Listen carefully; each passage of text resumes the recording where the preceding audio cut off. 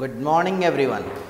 So now we are going to discuss in this video about the matrices and determinants. Some important questions with some previous JEE mains question. You are very much aware with matrices, determinant. ये बहुत simple chapter है. इस chapter में कुछ बहुत ज़्यादा tough है ही नहीं. जैसे कैलकुलस में हम लोगों को थोड़ी प्रॉब्लम होती है, थोड़ा सा उसमें लेंदी है चीज़ें, लेकिन मैट्रिसेस डिटर्मिनेंट में क्वेश्चंस हमारे बन जाएंगे बहुत इजीली, कोई प्रॉब्लम नहीं होगा. तो आज के वीडियो को बहुत ध्यान से देखना, इसमें बहुत अच्छे अच्छे क्वेश्चन मैंने डिस्कस किए हैं with some shortcuts. Okay, so let's begin.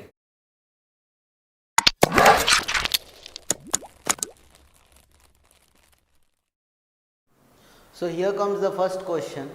It was a question of 2003. यहाँ पे देखो ओमेगा आ गया. ओमेगा मतलब याद है cube root of unity. Cube root of unity में हमारे पास क्या फॉर्मूला है? ओमेगा टू द पावर 3 क्या होता है? 1 प्लस ओमेगा स्क्वायर क्या होता है? 0. ये हमने कॉम्प्लेक्स नंबर में पढ़ा है, उसका एप्लीकेशन इस टॉपिक में यूज़ होगा. तो हम लोगों को यहाँ पे क्या चीज़ को हम लोग देखो, आप चाहो तो कर सकते हो R1 changes to R1 plus R2 plus R3, तो कुछ चीज़ें कॉमन निकल जाएंगी.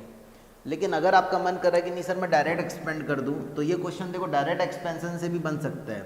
1 omega to the power 2n into omega n, omega 3n minus 1 minus omega n. जब ये हटेगा omega n into omega n, omega to the power 2n minus omega to the power 2n, omega n minus omega to the power 2n plus 2n क्या हो जाएगा? 4n. Okay, अब omega to the power अगर 3n है, तो मैंने बताया omega to the power 3 1 है, तो 3 का कोई भी मल्टीपल होगा तो उसका आंसर क्या होगा? 1.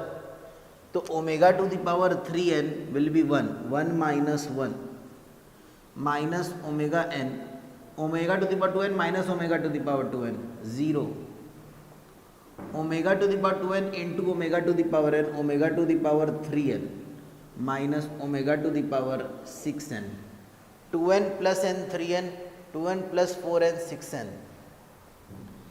1 minus 1 0, omega to the 0, omega to the power 3n 3 का मल्टीपल है, तो ओमेगा टू द पावर 3 का कोई भी मल्टीपल होगा तो उसका आंसर क्या होगा? 1.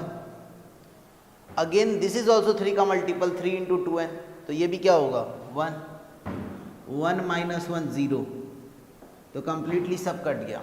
तो देखो मैं यहाँ चाहता तो प्रॉपर्टीज़ लगा सकता था, लेकिन मैंने प्रॉपर्टीज़ के बिना डायरेक्ट एक्सपेंड कर दिया, क्योंकि ओमेगा में मैक्सिमम चीज़ें कैंसिल हो जाती है और आंसर हमारे पास बहुत ईजी आ गया, option A. So this was very simple. लेकिन अगर इसमें ओमेगा का एप्लीकेशन हमको नहीं पता रहेगा कॉम्प्लेक्स नंबर का, तब हम ये क्वेश्चन को नहीं बना पाएंगे. Got it? So the next question is we have to find number of 3 cross 3 non singular matrix. Non singular का मतलब याद करो, सिंगुलर मैट्रिक्स मतलब डिटर्मिनेंट ऑफ ए क्या होता है? 0, एंड नॉन सिंगुलर मैट्रिक्स मतलब determinant of A not equal to 0 होना चाहिए. तो अगर 4 ही बार हम लोग 1 रख सकते हैं और बाकी बार 0 रखना है, तो हम लोगों को पता है अगर वो सब एलिमेंट्स अगर एक अपर ट्रायंगुलर मैट्रिक्स है, तो डिटर्मिनेंट की वैल्यू क्या होती है? A B C the product of diagonals. तो अगर डायगोनल में कोई भी एक एलिमेंट अगर 0 हो गया, तो इसका मतलब प्रोडक्ट ऑफ डायगोनल्स क्या होगा? 0. तो डिटर्मिनेंट की वैल्यू क्या हो जाएगी? 0. इसका मतलब वो सिंगुलर मैट्रिक्स हो जाएगा. तो नॉन सिंगुलर मैट्रिक्स जहाँ पे मिनिमम 4 एलिमेंट 1 ही होंगे, सॉरी एग्जैक्टली 4 एलिमेंट 1 होंगे, तो मेरे पास 2 पॉसिबिलिटी है. मैं 111 को यहाँ पे रखूँ या फिर मैं 111 को यहाँ पे रखूँ, तभी मैं अपने एग्जीक्यूशन को सॉल्व कर पाऊँगा. तो अगर मैं 111 को यहाँ पे रख रहा हूँ, तो मेरे पास कितनी एंट्रीज बच रही है? 6. अब मैं यहाँ 1 रखूँगा तो इन सब 0 हो जाएंगे, अगर मैं यहाँ 1 रखूँगा तो बाकी डॉट 0 हो जाएंगे. तो कोई भी एक डॉट 1 होगा और बाकी डॉट 0 होंगे, तो 1 कितनी बार मूव कर सकता है? 6 बार. तो मतलब कि 6 मैट्रिक्स तो यहीं पे बन जाएंगे. 6 बन गए मतलब लेस देन 4 हट गया, 5 हट गया, 6 बन गए मतलब अब सी हो सकता है या फिर डी हो सकता है. सिमिलरली यहाँ पे भी 6 पॉसिबिलिटीज़ हैं, मतलब यहाँ पे भी पॉसिबिलिटीज़ बढ़ेंगे, तो इसका मतलब 6 भी हट गया। So the option is at least 7। Very simple, कोई कैलकुलेशन नहीं, सिंपली 1 मिनट से भी कम लगेगा आपको इस क्वेश्चन को सॉल्व करने के लिए। So it was also a previous year 2005 question. Okay, here is the next question. इस क्वेश्चन में बहुत बड़ा कुछ डिटर्मिनेंट दिख रहा है, इक्वल टू समथिंग दिख रहा है, वो भी कुछ बहुत बड़ा है। दोनों की वैल्यू को इक्वेट करके k की वैल्यू निकालना है। तो अगर इसको हम लोग एक्सपैंड करके रो एंड कॉलम ट्रांसफॉर्मेशन लगा के अगर हम सॉल्व करते हैं तो आंसर आएगा, लेकिन उतना समय हमको जेईई मेंस में सॉल्व करते समय मिलेगा नहीं। तो उसको हम लोग कैसे सॉल्व करेंगे? तो हिट एंड ट्रायल से हम लोग कभी भी क्वेश्चन को सॉल्व करने का सोच सकते हैं। तो alpha beta not equal to 0 question में दे दिया, ठीक है। अच्छा मुझे पहले बताओ, जैसे यहाँ पे लिखा हुआ है f ऑफ 1, तो f ऑफ n है alpha n plus beta n, तो f ऑफ 1 क्या होगा? Alpha plus beta. f of 2 क्या होगा? Alpha square plus beta square. f of डब्बा क्या होगा? अल्फ़ा टू द पावर डब्बा plus beta two the power डब्बा। तो n की जगह पे अपन उस वैल्यू को रिप्लेस कर देंगे, तो f ऑफ 1 के जगह पे कौन आ जाएगा? Alpha plus beta. f of 2 के जगह पे कौन आ जाएगा? Alpha square plus beta square. f of 1 again alpha plus beta. f of 2 alpha square plus beta square. f of 3 alpha cube plus beta cube. Clear? फिर से f of 2 alpha square plus beta square. f of 3 alpha cube plus beta cube. f of 4 alpha 4 plus beta 4। शानदार, हमने पूरी values को replace कर दिया। अब ये क्वेश्चन देख के बिल्कुल मन कर रहा है कि सर इस क्वेश्चन को छोड़ देते हैं, आगे नहीं बनाएंगे, बहुत बड़ा दिख रहा है, अल्फ़ा बीटा है। अब हम लोग क्या सोचेंगे? अल्फ़ा देखो 0 नहीं ले सकते, बीटा 0 नहीं ले सकते, नॉट इक्वल टू 0 दिया हुआ है, तो मन में आता है हिट एंड ट्रायल अल्फ़ा को 1 ले लेता हूँ। फिर दिमाग लगेगा कि भैया अल्फ़ा को 1 मत लो, क्यों? 1 माइनस अल्फ़ा लिखा हुआ है, अगर अल्फ़ा को आप 1 ले लोगे, 1 माइनस 1 0, 0 इंटू एनीथिंग 0, तो k ही हट जाएगा, जिसकी वैल्यू निकालना है, अगर वही हट गया तो क्या फ़ायदा लेने का? तो अल्फ़ा को 1 मत लो। सिमिलरली बीटा माइनस 1 है, इसलिए बीटा को भी 1 मत लो, तो अल्फ़ा को मैं ले लेता हूँ 2। तुम बोलोगे सर 2 क्यों ले रहे हो? 5 ले लो, 100 ले लो, जो तुम्हारा मन ले लो। कैलकुलेशन कम करने के लिए मैंने 2 लिया।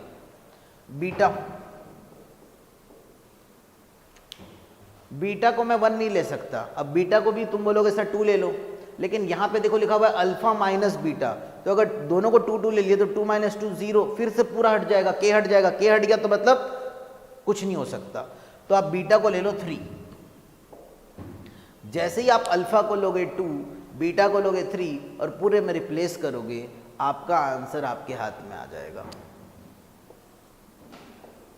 देखो यहाँ पे क्या आएगा? 3, अगर हमने यहाँ 2 लिया और यहाँ 3 लिया, 3 4 5 प्लस 1 6, 2 स्क्वायर ये 4 हो गया, 3 स्क्वायर ये 9 हो गया, तो ये आ गया 14। 1 प्लस अल्फ़ा प्लस बीटा क्या आ गया? 6। 1 plus alpha square plus beta square अभी हमने निकाला 14। 1 plus alpha cube beta cube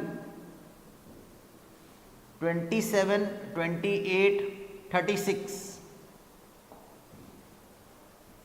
अब यहाँ पे 1 plus alpha square plus beta square है, तो 1 plus alpha square plus beta square हमने निकाला था 14 आया है, ये हमने निकाला 36 आया है, और यहाँ पे ये निकाल लेते हैं 1, 2 to the power 4 16, 3 to the power 4 81। Clear है? 81 प्लस 1 प्लस 16 98 इक्वल्स टू सेम, इसमें कोई डिफरेंस नहीं आएगा। लेकिन किसके जगह पे वैल्यू डालेंगे हम लोग? अल्फ़ा और बीटा के जगह पे, तो 2 डालेंगे, 1 माइनस 2 माइनस 1, बीटा की जगह 3, 1 minus 3 minus 2, alpha minus beta minus 1। Clear है? अब इसके बाद बस तुमको इसकी डिटर्मिनेंट की वैल्यू को सॉल्व करना है। जैसे ही डिटर्मिनेंट की वैल्यू सॉल्व करोगे और इधर साइड सॉल्व करोगे, आपका आंसर आ जाएगा। So the answer will be k equals to 1। So the answer will be k equals to 1, option C. Okay, so next question is this, a दिया हुआ है, हमको निकालना है adjoint of 3a² plus 12a। तो इसमें कोई शॉर्टकट पहले नहीं लगाना है, सिंपली आपको 3a² प्लस 12a की वैल्यू निकालनी है। तो पहले आप क्या निकालोगे, a² कैसे निकालेंगे, a इंटू a, तो ये मैट्रिक्स a है, 2 -3 -4 1, 2 -3 -4 1। आप a को किससे मल्टीप्लाई करोगे, a से। सो द a² हमारा आ गया, first row first column multiplication किया हमने, तो ये वैल्यू आ गई। अब हमको चाहिए 3a²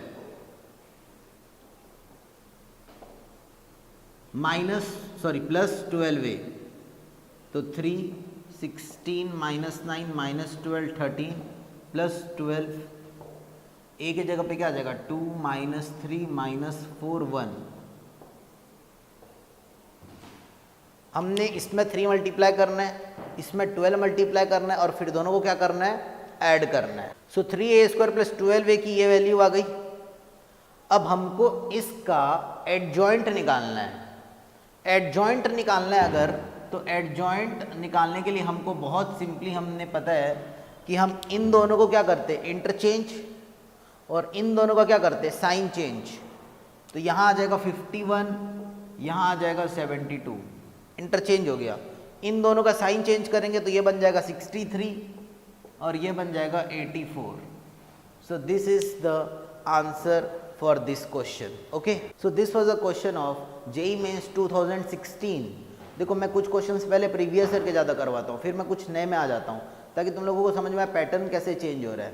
सो देखो 2016 में क्वेश्चन अगर हम देखें तो पहले से मुताबिक थोड़ा ईजी होते जा रहा है क्वेश्चंस।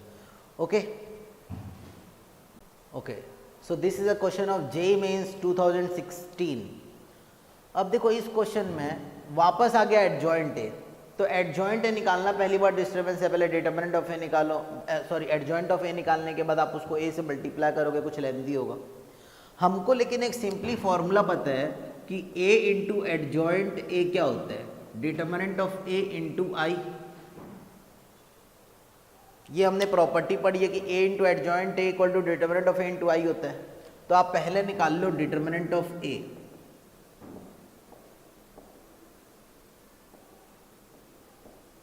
तो ये हो गया 10a माइनस 3b, तो ये प्लस 3b हो जाएगा, माइनस माइनस, तो डिटरमिनेंट ऑफ ए ये आ गया। तो इसका मतलब a इंटू एडजॉइंट ए की वैल्यू आ गई 10a प्लस 3b इंटू आई। आई क्या होगा, 1001। सो ये हो गया 10a plus 3b 0 0 10a plus 3b, a into adjoint A. Next चीज हमको चाहिए a इंटू ए डैश, तो हम लोग निकालेंगे a है 5a minus b 3 2, a dash मतलब इसका ट्रांसपोज, तो ट्रांसपोज में क्या हो जाएगा 5a माइनस b 3 2। सो हमने दोनों को मल्टीप्लाई किया तो कुछ ऐसा आ गया। तो ये हो गया देखो a इंटू ए डैश, और ये हो गया a into adjoint A. Question में दिया हुआ ये दोनों इक्वल है, ये कोई प्रॉपर्टी नहीं है, ये क्वेश्चन में दिया हुआ दोनों इक्वल है।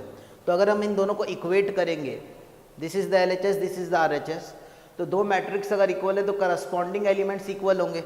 तो पहला मिलेगा 10a plus 3b equal to 25a² plus b², जो कि बहुत क्लमजी इक्वेशन है, सॉल्व करने में ज़्यादा मेहनत लगेगी।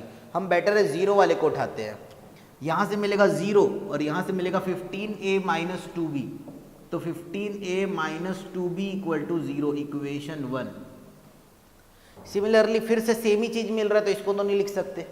वैसे यहाँ से देखो क्या मिल रहा है 10a प्लस 3b, और यहाँ से क्या मिल रहा है 13, तो 10a plus 3b equals to 13। दो इक्वेशन दो वेरिएबल, आप एलिमिनेशन या सब्स्टिट्यूशन से a और b की वैल्यू निकाल सकते हो। तो देखो इसकी कोई ज़रूरत नहीं पड़ी हमको, तो अब हम इन दोनों में अगर सॉल्व करेंगे तो हम किसकी वैल्यू निकाल लेंगे, a और b की। तो जब दोनों में हमने एलिमिनेशन लगाया तो a की वैल्यू आ गई 2/5 और b की वैल्यू आ गई 3। अब हमको पूछा है क्वेश्चन में 5a प्लस b की वैल्यू, तो 5a की जगह पे आप लगा दो 2/5 और b की जगह पे आप लगा दो 3, तो 5 5 कट गया, बचा 2, 2 + 3 इज 5। तो ऑप्शन बी हमारा आंसर है। तो देखो यहाँ पे कुछ भी एक्स्ट्रा कॉन्सेप्ट नहीं लगा, सिर्फ एक एक्स्ट्रा प्रॉपर्टी लगी, a into adjoint A equals to determinant of a into I, उसकी वजह से क्वेश्चन बहुत सिंपल हो गया। Got it? बहुत अच्छे से पढ़ाई करो, एकदम अच्छे से सारे क्वेश्चंस को बनाओ। जितने भी क्वेश्चंस बनाते जा रहे हो, अगर कोई भी डाउट हो रहा है मुझे व्हाट्सएप करो, मुझे कॉल करो, feel free. Okay, thank you, bye bye, have a good day.